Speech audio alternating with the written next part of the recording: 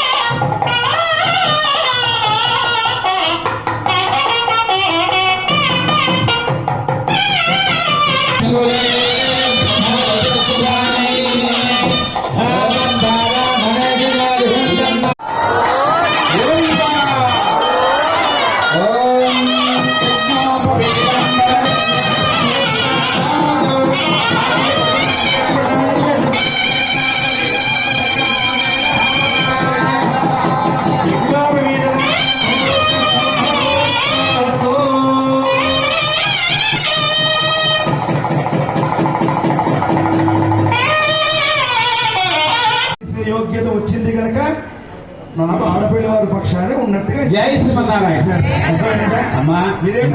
చూడండి, ఆడపిల్ల వారికి ఎలా స్వాగతం చెప్పాలో చెప్పాలా? ఇందులో ఆడపిల్ల వారు మగపిల్ల వారికి ఎలా స్వాగతం చెప్తారు? గోవిందా. కాకినాడ తూర్పు గోదావరి జిల్లా అంటే మర్యాదలు బాగా చేస్తారని అనుకున్నాం రెడ్డి గారు.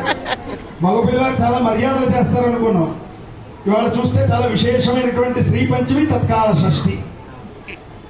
శ్రీకాకుళం జిల్లా దగ్గర రణస్థలం అనే ప్రాంతంలో కోష్ట అనే ఒక గ్రామం ఉంది. అక్కడ సుమారు 450 ఆవులు.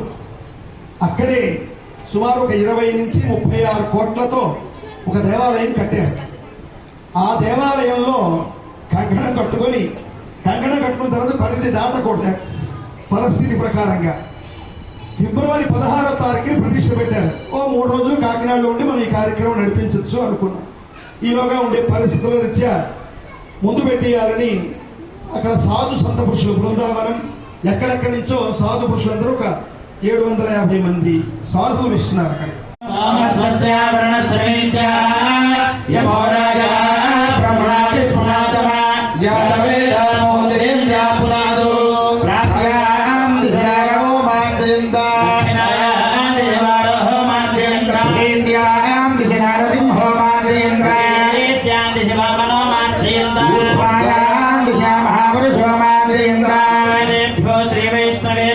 भगवत् पुण्याः वाचनमन्त्रजपदक्षिणे जमानस्य